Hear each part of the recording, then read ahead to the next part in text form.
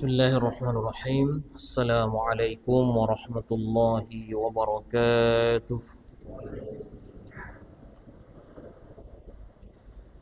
Innal hamdalillah nahmaduhu wa nasta'inuhu wa nastaghfiruhu wa nastahdihi wa na'udzu billahi min shururi anfusina wa sayyiati a'malina.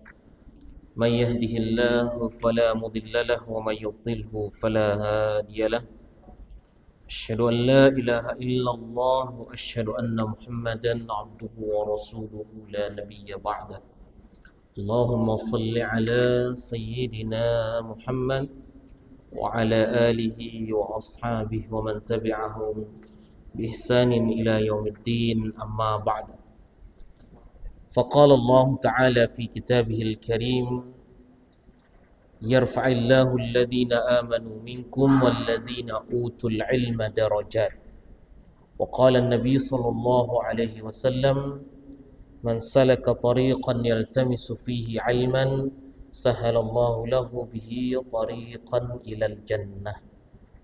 Kaum muslimin jamaah salat maghrib yang dimuliakan Allah Subhanahu wa taala, alhamdulillah, segala puji hanyalah milik Allah yang telah mencurahkan karunia-Nya, nikmat-Nya kepada kita semua. Mudah-mudahan kita menjadi hamba yang bersyukur kepada Allah Subhanahu wa taala dan mengumpulkan kita semua di dalam surganya. Mari kita haturkan salawat serta salam kepada Nabi kita Nabi Muhammad sallallahu alaihi wasallam. Jemaah sekalian rahimakumullah, mari kita melanjutkan kajian hadis pada bab yaitu Kitabul Umurul Manhiyu Anha, Babut Tahrimil Ghibah Babu Tahrimil Ghibati wal Amri Bihifdhil Lisani, yaitu Al-Imam An-Nawawi meletakkan bab ini yang bermakna tahrimul ghibah, haram bagi kita untuk melakukan ghibah, wal amri bihifdzil lisan, juga perintah bagi kita semua untuk menjaga lisan kita. Ini jemaah sekalian rahimakumullah, Allah Subhanahu wa taala berfirman di dalam Al-Qur'an. Allah mengatakan di dalam surah Al-Hujurat, wala yaghtab ba'dukum ba'dha ayuhibbu ahadukum ay ya'kula lahma akhihi maitan fakarihtumu wattaqullaha innallaha tawwabur rahim.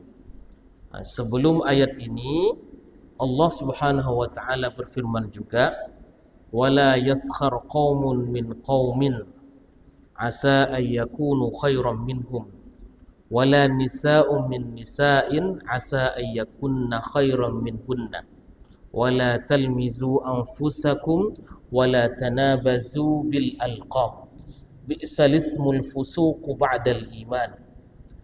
Selanjutnya ayat ini yaitu wala yaqtab ba'dukum ba'dha ya ayyuhalladzina amanu ijtanibu katsiran minadh-dhann inna ba'dha dhanni ismun wa la yaghtab ba'dukum ba'dha. Nah, jemaah sekalian rahimakumullah, ayat ini mengatakan bahwasanya janganlah seseorang ini la yaskhar qaumun, mengejek satu kaum, mengejek saudaranya. Mungkin saja asa ayyakuna khairan minhum, mungkin saja orang yang diejeknya ini jauh lebih mulia daripada dirinya. Wala yaskhar qaumun min qaumin asa ayyakunu khairan minhum. Mungkin saja yang kita lontarkan ejekan kita itu orang tersebut jauh lebih mulia daripada kita sendiri. Kemudian juga Allah mengatakan, dan jangan pula seseorang ini menamakan penamaan yang jelek kepada saudaranya, panggilan-panggilan yang jelek. Ya jemaah sekalian, ini kebiasaan kita biasanya dengan kawan itu Pak ya, bergurau. Ya kadang telajak gak gurauan kita itu. Kita namakan orang ya dengan macam-macam lah penamaan, mungkin saking akrabnya kita, dengan kita namakan yang aneh-aneh lah. Kadang juga namanya ini bagus, tapi disingkat namanya misalkan. Nama saya misalnya jemaah sekalian Ihsan, panggil San, kan? Atau namanya Abdullah, panggilannya Dola. Gitu. Ini biasalah di masyarakat kita nih. Apalagi namanya misalnya Salman, panggilannya Semang gitu. Usman, banyak macam-macam lah gitu kan. Biasanya kalau di kampung-kampung ini untuk menyari nama orang, nama aslinya ini kita panggil biasanya Ihsan, tak tahu dia namanya di sana, atau Abdullah, tak tahu dia. Tapi kalau kita tahu siapa nama panggilannya, baru kenal masyarakat tuh. Abdullah bagi Dola, Dola gitu kan. Ini alhamdulillah kalau namanya itu tidak diplesetkan yang aneh-aneh panggilannya itu. Tapi ada juga yang lebih aneh daripada itu. Mungkin saudara kita tidak ridho dengan panggilan tersebut, laqab namanya. Wala talqabu wala tanabazu anfusakum bil alqab. Jangan kita menamakan laqab-laqab. Namun jemaah sekalian rahimakumullah, Rasulullah SAW pernah menamakan seseorang ini dengan kunyah atau laqab itu. Tapi dengan keridhaan orang tersebut, orang itu ridha, orang itu suka, tidak masalah gitu kan. Sebab Nabi SAW menamakan, biasanya dalam bahasa Arab ini ada dua, ada laqab dengan kunyah. Laqab itu penamaan yang negatif, laqab namanya. Maka Al-Quran mengatakan wala talmizu anfusakum bil alqab. Itu lebih pada penamaan yang negatif. Namun yang kedua ini ada namakan kunyah. Kunyah ini biasa disandarkan kepada anak yang tertua, abun misalnya. Abu Muhammad, nama anaknya Muhammad, panggilnya Abu Muhammad. Ya Aba Muhammad. Orang Arab kalau memanggil kawannya yang dia hormati, yang dia dekat dengannya, biasanya yang ia panggil dengan kepada penamaan anak yang pertama. Tadi ya Aba, misalnya Ali bin Abi Thalib, Umar memanggilnya dengan ya Abul Hasan, sebab anaknya itu namanya Hasan, ya Abul Hasan. Rasulullah SAW beliau dipanggil dengan Abul Qasim, nama anak beliau Qasim, ya Abul Qasim. Juga ada yang bukan karena anaknya. Rasulullah SAW memanggil Ali bin Abi Thalib dengan ya Aba Turab misalnya. Ali itu punya nama selain Abul Hasan, tapi ada juga panggilannya namanya Aba Turab, bapak pasir atau bapak tanah, bapaknya tanah. Ceritanya jemaah sekalian, ketika Ali bin Abi Thalib itu memiliki ada masalah dengan Fatimah, istri beliau, juga anaknya Nabi, putrinya Rasulullah SAW, dia jengkel kepada istrinya, Fatimah ini. Jengkel biasalah suami istri kan. Keluar dia dari rumah tersebut, kemudian masuk ke masjid, tidur dia di masjid itu. Tapi tidurnya ini bukan pada waktu yang ada jamaah di situ, bukan waktu selesai zuhur atau asar atau waktu sholat, tidak. Tapi waktu yang memang tidak ada seharusnya orang di dalam masjid itu, seharusnya bekerja gitu. Ali bin Rasulullah SAW menemui Fatimah, dilihat di situ tidak ada Ali. Kemudian mana Ali? Fatimah cuma diam saja. Kemudian Rasulullah SAW datang masuk ke masjid, dilihat di situ ada Ali bin Abi Thalib. Rasulullah SAW kemudian tahu kalau ada masalah ini dengan masalah keluarga ini. Rasulullah SAW pun memanggilnya ya Aba Turab, ya Aba Turab, wahai bapaknya tanah ya kan. Dengan panggilan ini. Di sini namanya ini melekatlah Ali bin Abi Thalib dengan nama tersebut, ya Aba Turab. Nah, ini jauh lebih dia sukai panggilan ini daripada Abul Hasan. Abul Hasan. Sebab nama ini Rasulullah yang manggilnya. Nah, ini jemaah sekalian, begitu juga di dalam hadis ini ada juga riwayat perawi-perawi yang kita kenal dengan Abu Hurairah. Nah, Abu Hurairah ini namanya dari sisi kunyah. Tapi dia bukan bapaknya kucing gitu. Dia manusia. Hurairah itu bahasa Arabnya hirun. Hirun itu artinya kucing. Nah, kucing ini banyak jemaah sekalian. Bahasa Arab itu kalau menyebut kucing banyak sekali ininya. Bisa dengan ungkapan, kaya bahasa Arab itu ungkapan-ungkapan. Kalau kita cuma satu kucing ya, apa ada G, Pak? Nama untuk mengungkapkan nama binatang itu. Jadi cuma satu kucingnya, gitu. Tak ada G. Tapi kalau bahasa Arab ini untuk mengungkapkan kucing itu banyak. Kosakatanya banyak. Hirun, nah, bisa. Nah, atau ketun. Nah, ya, itu juga kucing, ya, nah, itu bahasa Arabnya ketun juga kucing. Kemudian juga basun. Nah, basun juga bahasa Arab yang artinya kucing. Jadi banyak. Nah, yang saya tahu cuma 3, sebenarnya banyak juga. Nah, itu ciri bahasa Arab itu kaya. Nah, kaya makna itu. Misalnya ungkapan salat. Salat itu artinya doa. Salat itu juga maknanya penyambung kita dengan Allah Subhanahu wa taala. Salat itu juga bermakna mencampakkan. Salat itu juga bermakna meluruskan. Aja banyak sekali dalam bahasa Arab itu. Maka Rasulullah SAW memanggil Abu Hurairah ini dengan hirun, kucing. Nah, kemudian selanjutnya kok bisa Hurairah? Hurairah itu juga ada nahwunya, itu namanya sighatut tasghir. Nah, sighatut tasghir ini untuk mengungkapkan kasih sayang kepada seseorang, biasanya di hirun, dihurairahkan. Misalkan Anas jadi Unais. Nah, jadi Umar jadi Umair.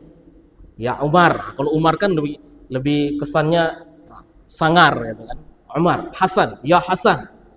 Nah, tapi kalau untuk panggilan sayangnya itu biasanya ditasghirkan dalam bahasa Arab itu ya Husain. Umar ya Umair. Ya Naufal ya Nufail. Nah, begitu bahasa Arab. Nah, hirun ini sighatut tasghirnya Hurairah. Rasulullah memanggilnya Hurairah. Jadi kucing, anak kucing jadi kecil lagi kucingnya itu. Jadi sebab Hurairah ini nama aslinya itu Abdurrahman ibn Sakhar. Sebelum dia masuk Islam, namanya dia itu Abdus Syams. Lebih ngeri lagi, namanya dia yaitu hamba matahari, Abdus Syams. Boleh enggak nama itu, Pak? Enggak boleh kalau ada nama Abdus Syams. Ketika dia masuk Islam, diganti oleh Nabi SAW. Kata Nabi, anta Abdurrahman. Nama kamu mulai sekarang namanya Abdurrahman ibn Sakhar. Tapi karena dia ini kemana-mana dia membawa kucing, maka sahabat itu menamakan dia dengan Abu Hurairah. Begitu. Jadi dia suka memasukkan kucing ini di dalam bajunya, suka main dengan anak kucing itu. Jadi melekatlah nama tersebut hingga kita ceritakan Abu Hurairah. Tapi kita tak tahu nama aslinya dia ni siapa sebenarnya. Nama aslinya adalah Abdurrahman ibn Sakhar. Nah, ini jemaah sekalian, di sini Abu Hurairah radhiyallahu an ia mengatakan, meriwayatkan hadis dari Nabi sallallahu alaihi wasallam, "Man kana yu'minu billahi wal yaumil akhir."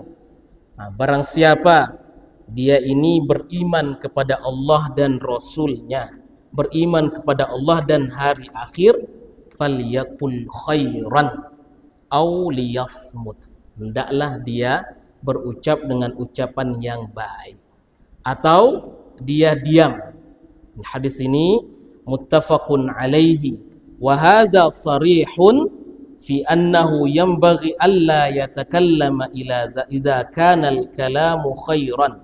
Janganlah dia banyak berbicara kecuali ucapannya tersebut adalah ucapan yang baik. Wa huwa alladhi dhaharat maslahatuhu wa mata syakka fi dhuhuril maslahah fala yatakallam. Nah, ini kalau di situ ada maslahah, silahkan dia bercanda, silahkan dia berbicara, silahkan dia bergurau. Sebab bukan artinya Rasulullah SAW melarang kita untuk bergurau, melarang kita untuk bersanda gurau bercanda, tidak. Nabi SAW juga lebih bercanda lagi, lebih suka bergurau dengan para sahabat-sahabatnya ini. Tapi kata Nabi SAW, la aqulu illal haqq.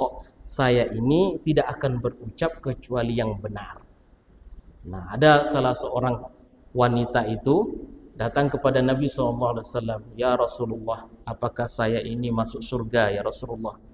Kata Nabi, orang sepertimu ini tidak masuk surga. Sebab yang datang ini nenek-nenek, Pak. Nah, ya kan? Datang ini nenek-nenek.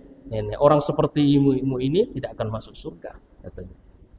Sedihlah perempuan itu. Pulang dia kata Nabi, iya, nanti kalau di surga itu semuanya itu adalah gadis.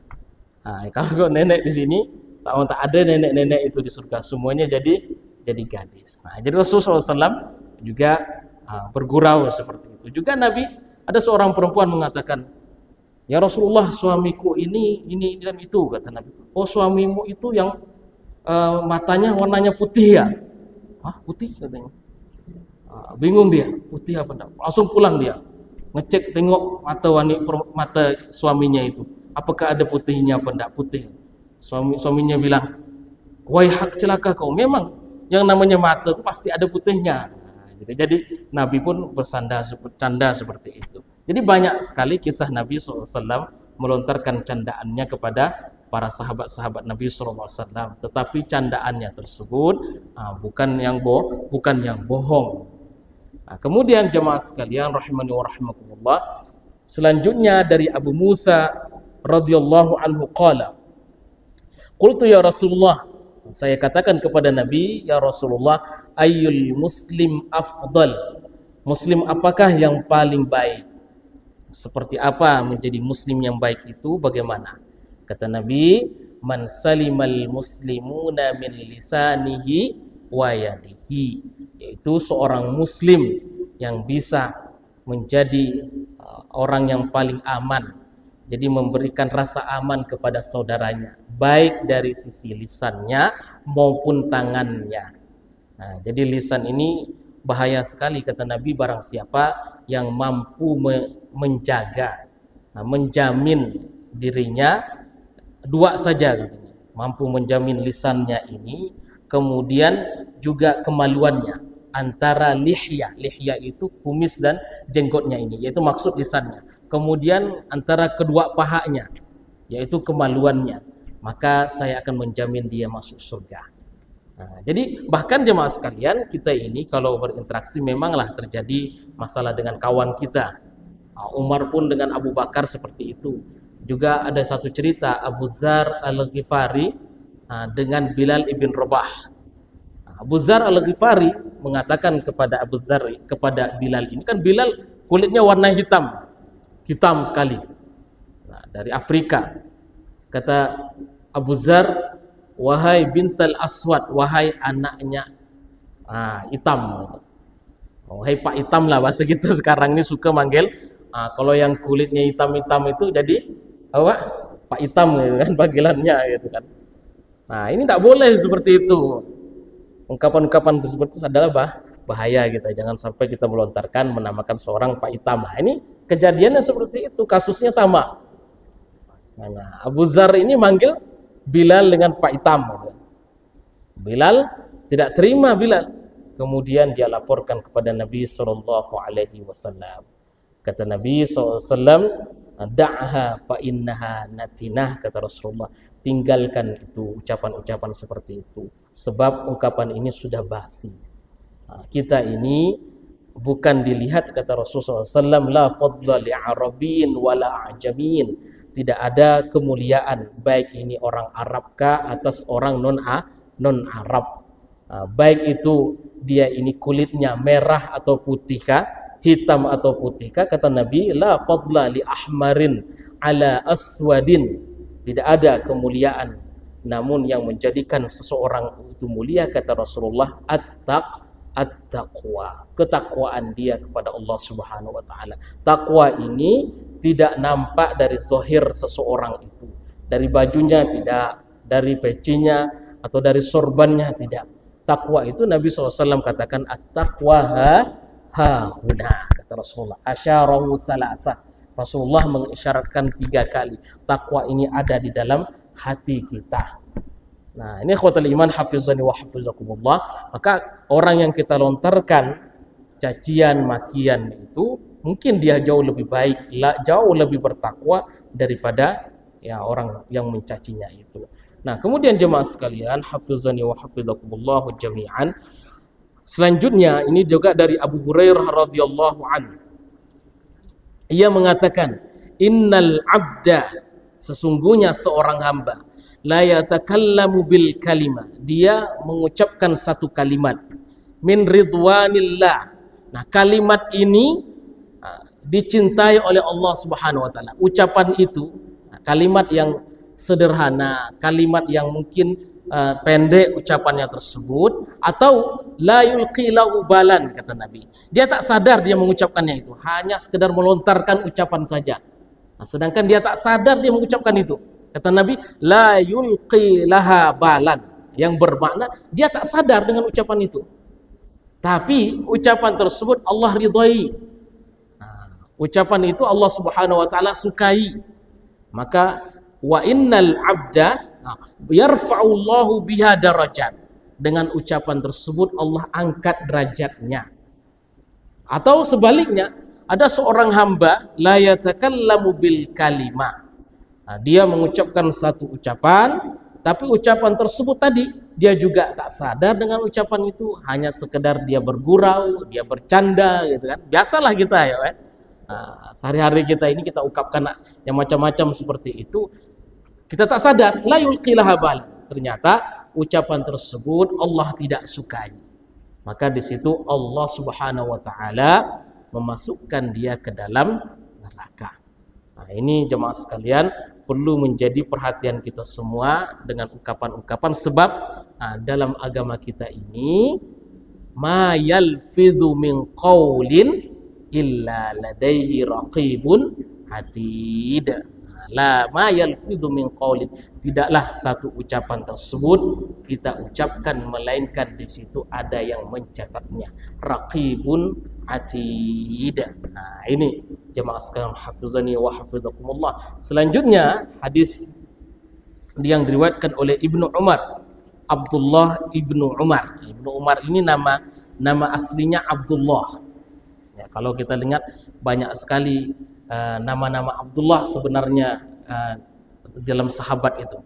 Sahabat Nabi namanya Abdullah. Maka seringkali kita kalau melihat hadis itu biasa Ibnu Abbas, ya, Ibnu Mas'ud, kemudian Ibnu Umar, Ibnu Amr. Cuman ibnunya, anaknya Umar. Ini kan sebenarnya anaknya Umar, Ibnu Umar. Nah, Ibnu Mas'ud, anaknya Ibnu Mas'ud.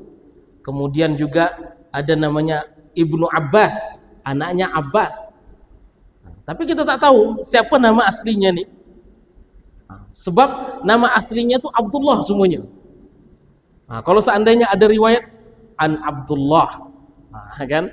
An Abdullah radhiyallahu anhu qala. Abdullah siapa nih? Maka perawi hadis itu biasanya hanya menyebutkan anaknya siapa, kan? Anaknya Umar, anaknya Abbas. Sebab anaknya itu namanya Abdullah. Jadi orang Arab terdahulu itu sudah terbiasa memberikan nama anaknya itu dengan Abdullah. Nah, nama ayahnya Nabi siapa? Abdullah. Nah, jadi banyak jahiliyah zaman dulu sebelum Islam nama mereka ini Abdullah. Jahiliyah itu padahal mereka tahu artinya hamba Allah. Ini bermakna kalau orang-orang kafir jahiliyah itu sebenarnya mengakui kalau Allah itu yang menciptakan. Mereka sebenarnya itu menyembah Allah sebenarnya. Nah, itu. Sebab nama mereka Abdullah. Nah, tahu yang menciptakan dia, yang mengatur rezekinya, yang menghidupkan dan mematikan itu Allah. Tahu di situ ada sang pencipta. Cuman masalahnya ini, itu yang menjadi masalah kita jemaah sekalian, yang setiap nabi diutus itulah dia untuk menyelesaikan masalah itu. Walaqad ba'atsna fi kulli ummatin rasula an i'budullaha wajtanibut taghut. Masalahnya adalah memperbaiki tata cara ibadah mereka ini, cara mereka menyembah Allah itu. Kalau sekarang ini orang-orang Nasrani ya persislah dengan orang jahiliyah zaman dulu. Nasrani itu sebenarnya mereka menyembah Allah, tapi melalui perantara siapa? Nah, dia menyembah juga Isa sebagai anak Tuhan. Nah, juga begitu. Maka di sini Rasulullah SAW diutuslah untuk memperbaiki tata cara ibadah orang jahiliyah itu. Maka kita kenal di dalam tauhid itu. Nah, tauhid itu ada istilah tauhidul rububiyah, tauhidul uluhiyah, dan asma was sifat. Ini bukan pembagian begitu saja. Ini pembagian pemahaman para ulama bahwa rububiyah itu adalah seseorang yang meyakini bahwa Allah sang penciptanya. Nah, kita sepakat semua, sama kita dengan orang jahiliyah sama. Nah, kita yakini ada yang penciptakan, ada yang memberikan kita rezeki, ada yang menghidupkan, ada yang mengatur segalanya. Itu adalah Allah. Cuman tauhidul uluhiyahnya ini, cara ibadahnya, kalau kita beribadah, beribadalah langsung kepada Allah. Kalau kita berdoa, berdoa langsung kepada Allah. Kita niatkan segala ibadah kita. Inna salati wa nusuki wa mahyaya wa mamati lillahi rabbil alamin. Jadi tidak ada perantara, tidak ada kesenjangan di situ. Oleh sebab itu, ulama ahlus sunnah itu mengkritisi orang-orang yang mana apabila seorang yang orang awam datang untuk dia ini membersihkan dirinya, untuk berdoa, untuk dia agar sembuh, dia mendatangi orang-orang tertentu misalnya, kepada wali-wali tertentu, ulama-ulama tertentu dia datangi di situ. Nah, ini kan sebenarnya tidak dianjurkan seperti itu. Kita kalau ingin berdoa tidak perlu kita datang kepada seseorang, tolong doakan saya misalnya. Boleh aja, tapi sebenarnya seharusnya dia berdoa itu langsung kepada Allah Subhanahu wa taala. Sebab Allah mengatakan wa idza sa'alaka ibadi anni fa inni qarib. Nah, siapapun itu, mau dia ustaz, kiai atau apa, atau orang yang berdosa pun, Allah katakan sesungguhnya saya itu dekat sekali kepada siapapun, kepada hambanya yang muslim itu. Kalau dia berdoa, hingga berdoa kepada Allah Subhanahu wa taala. Inilah Nabi diutus untuk memperbaiki cara ibadah mereka ini. Kalau mereka beribadah, janganlah melewati patung-patung tersebut. Alasan mereka menyembah patung itu adalah wa ma na'buduhum illa liyuqarribuna ilallahi zulfa. Kami ini tidak menyembah mereka. Mereka akui itu. La na'buduhum. Kami tidak menyembah mereka kecuali tujuannya adalah liyuqarribuna ilallahi zulfa. Agar kita bisa mendekatkan diri kita kepada Allah melalui perantara patung itu. Rasa mereka ini tak sah kalau langsung kepada Allah, itu rasanya siapa saya lah gitu kan. Kita ni orang bukan keturunan Arab, bukan keturunan Nabi, bukan ahlul bait, tak afdal rasanya kalau kita langsung berdoa. Maka kita carilah keturunan Nabi misalnya. Sebab dia dekat dengan Nabi. Nak tahu keturunannya dia Nabi apa bukan gitu kan. Dia ini bejat apa tidak, pokoknya yang penting keturunan Nabi. Padahal Abu Lahab pun keturunan Nabi gitu. Nah, ini jemaah sekalian rahimakumullah. Tidak, maka Rasulullah menegaskan la fadla li arabiyyin wala ajamiyyin. Tidak ada kemuliaan. Tidak ada kemuliaan apapun itu, Arabkah apa atau tidak. Yang penting dia ini bertakwa kepada Allah. Maka kembali tadi bahwa nama Abdullah di kalangan orang Quraisy itu banyak sekali. Abdullah, sehingga para perawi hadis itu mengumpulkan nama mereka ini Abadillah. Abdullah. Maka disebutkan di situ ini adalah ulama-ulama junior, ulama-ulama yang masih muda ini, yaitu Abdullah ibnu Umar, anaknya Umar, Abdullah ibnu Abbas, anaknya Abbas ibn Abdul Muttalib, Abdullah ibnu Mas'ud, kemudian Abdullah bin Ubay bin Ka'ab dan lain sebagainya. Jadi Abdullah ini ulama-ulama yang masih muda di zaman sahabat Rasulullah SAW. Tapi meskipun muda ini, mereka menjadi rujukan sahabat-sahabat tersebut sebab masih muda, masih mudah menangkap istilahnya pelajaran, materi dari Nabi, hadis dari Nabi SAW. Juga tidak disebutkan dengan pekerjaan-pekerjaannya, sehingga banyak dia meriwayatkan hadis dari Nabi SAW. Abdullah ibnu Abbas banyak, Abdullah ibnu Umar banyak. Tapi kalau kita tengok ayahnya ini ada juga yang meriwayatkan, tapi anaknya jauh lebih banyak meriwayatkan hadis daripada bapaknya. Abu Bakar lebih banyak bersama Nabi, tapi yang paling banyak meriwayatkan hadis adalah Abdullah ibnu Abbas, sebab Abu Bakar itu sibuk dengan dunia pemerintahan. Pasca wafatnya Rasulullah, kemudian di situ banyak orang-orang yang murtad, ada juga banyak yang mengaku Nabi, ada yang tak mau bayar zakat, sibuk dengan urusan ini. Maka jarang dia untuk menyempatkan dirinya menyampaikan hadis kepada sahabat-sahabat yang lain. Padahal yang banyak meriwayatkan hadis, yang banyak hafal hadis ya Abu Bakar As-Siddiq radhiyallahu anhu. Tapi yang di sini yang kita pahami, yang kita tahu, yang sampai kepada kita, yang Abu Hurairah yang paling banyak, kemudian Aisyah, ini kan muda-muda semuanya itu. Kemudian Abdullah ibnu Abbas, kemudian Abdullah ibnu Umar, Abdullah ibnu Mas'ud dan lain sebagainya. Nah, di sini jemaah sekalian, kata Ibnu Umar, maksudnya Abdullah ibnu Umar radhiyallahu anhuma. Ia mengatakan, qala Rasulullah sallallahu alaihi wasallam. Rasulullah sallallahu alaihi wasallam bersabda, la tuksirul kalama bighairi zikrillah. Janganlah kita memperbanyak berbicara kecuali yang kita banyakkan zikir kepada Allah Subhanahu wa taala. Nah, ini jangan banyak kita berbicara kecuali zikir. Astaghfirullah, la ilaha illallah, subhanallah. Bighairi zikrillah taala fa innahu qaswatul qalbi. Sebab dengan banyak berbicara ini menyebabkan hati kita keras. Wa inna ab'adan nasi minallah al-qalbul qasi. Sesungguhnya orang yang jauh dari Allah itu adalah hati yang sudah membeku. Jemaah sekalian rahimakumullah, selanjutnya ini dari sahabat yang bernama Muaz ibn Jabal. Nah, ini kita memperkenalkan sahabat-sahabat Nabi SAW. Perlu kita mengenal sahabat ini jemaah. Jangan hanya kita tahu ada artinya sanad, ada matan hadis. Sanad itu yang menyampaikan hadis kepada kita. Nah, kalau di sini kan hanya dari sahabat langsung, padahal di situ banyak, setelah sahabat ada tabi'in, setelah tabi'in ada tabi'in, sampailah kepada Imam Al-Bukhari. Nah, tapi kalau kita lihat hadis ini langsung kepada sahabat Nabi. Nah, yang bernama Muaz ibn Jabal. Dari Muaz ibn Jabal radhiyallahu anhu. Siapakah Muaz ini jemaah?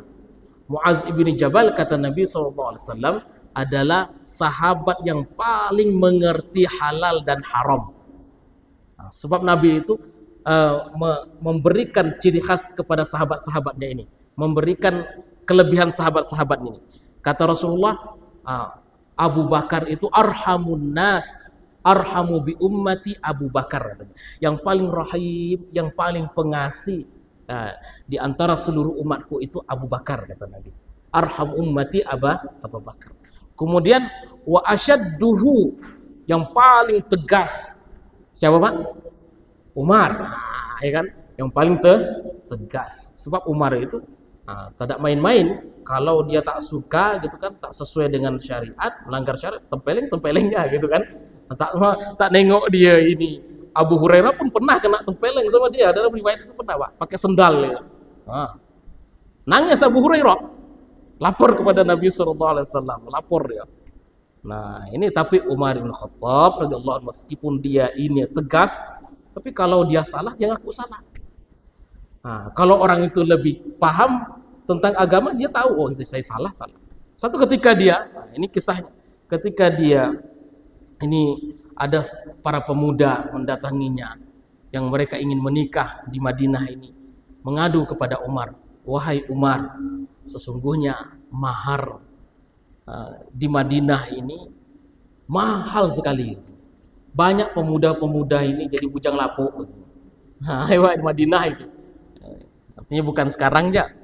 Nah, kalau di Sulawesi uang pan naik gitu kan, mahal sekali gitu kan. 100 juta sapi satu. Jadi mahal ya itu. Begitu juga di Madinah gitu. Mahal, banyak pemuda-pemuda yang tak bisa menikah gitu. Sebab mahalnya mahar. Dia mengadu kepada khalifah, kepada Amirul Mukminin Umar bin Khattab. Kemudian Umar pun naik di atas mimbar dan mengatakan, wahai para wanita, siapakah yang paling mulia di antara kalian ini? Siapakah katanya? Lihatlah bagaimana Rasulullah SAW menikahkan putrinya Fatimah dengan mahar yang sangat sederhana, yaitu perisainya Ali bin Abi Thalib.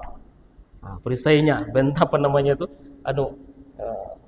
Tameng ketika mau berperang itu yang dijual oleh Ali bin Abi Thalib, kemudian dibelikan kambing gitu. Itu saja maharnya, selesai menikah. Siapa yang paling mulia, Fatimah atau kalian gitu? Kenapa kalian mahalkan?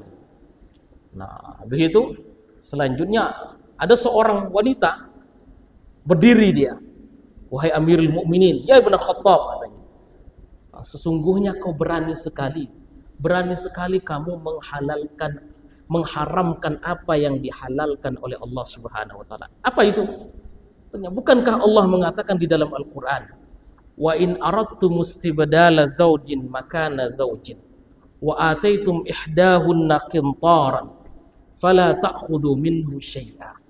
Seandainya engkau ingin menikah, mengganti istri ke istri yang lain, kemudian selanjutnya engkau memberikan mahar yang banyak sekali. Qintar itu artinya harta yang banyak, bukan harta yang sedikit. Kalau ingin menikah, engkau berikan harta yang banyak. Fala ta'khudhu minhu syai', jangan kau ambil lagi. Artinya Allah Subhanahu wa taala membolehkan perempuan ini mematokkan mahar itu besar. Kok kamu yang berijtihad mengharamkan apa yang sudah dihalalkan Allah Subhanahu wa taala? Selanjutnya Umar pun mengatakan, kullun nas afqah min Umar. Setiap orang itu jauh lebih faqih daripada Umar katanya. Sesungguhnya wanita ini berkata benar, Umar yang salah. Tapi dia tegas kalau dalam masalah urusan, kalau melihat ada sesuatu yang salah dia tegaskan. Nah, ini Umar. Kemudian yang kedua, kata Rasulullah SAW, wa'lamuhum bil halali wal haram Mu'adz ibn Jabal. Yang paling mengetahui masalah halal dan haram itu adalah Mu'adz. Bukan berarti sahabat tak tahu, tapi yang paling paham. Nah, kemudian juga yang paling mengerti masalah rahasia Nabi. Nabi punya rahasia negara, rahasia pribadi, rahasia bahwa ini orang munafik apa enggak. Sebab Rasulullah itu berinteraksi dengan macam-macam orang. Ini ada orang munafik, orang jahat. Yang paling paham, yang mengetahui rahasianya Rasulullah itu cuma satu sahabat. Abu Bakar tak punya, Umar tak punya, Utsman tak punya, Ali tak punya. Nah, yang memegang rahasianya Rasulullah itu ada satu sahabat bernama Hudzaifah al-Yamani. Hudzaifah. Nah, itu dia tahu siapa munafik, ini munafik tahu itu. Nah, Hudzaifah. Kemudian wa aminu hadhil ummah, orang kepercayaan umat ini yaitu Abu Ubaidah ibn al-Jarrah. Dan wa asyadduhum hayaan, dan paling pemalu itu adalah Utsman ibn Affan radhiyallahu anhu. Nah, jadi jemaah sekalian, Nabi menggambarkan sahabat-sahabatnya ini. Jadi banyak sekali ciri khas sahabat agar kita ini bisa mencontoh. Mau jadi panglima perang, untuk jadi tentara ada contohnya. Nah, mau jadi orang kaya pun ada contohnya. Nah, mau jadi ahli ibadah pun ada contohnya. Orang paling tegas pun ada contohnya. Jadi tidak kekurangan contoh kita di dalam agama kita ini. Tak perlu kita mengambil contoh-contoh selain dan daripada Islam. Itu saja jemaah sekalian. Kita akan teruskan kajian selanjutnya pada pekan yang ke depan. Mudah-mudahan Allah Subhanahu wa taala memberikan kita umur yang berkah, umur yang panjang, dan juga wafatkan kita dalam kondisi husnul khatimah. Barakallahu fikum ajma'in. Subhanakallahumma wa bihamdika nasyhadu an la ilaha illa anta nastaghfiruka wa natubu ilaik. Assalamu alaikum warahmatullahi wabarakatuh.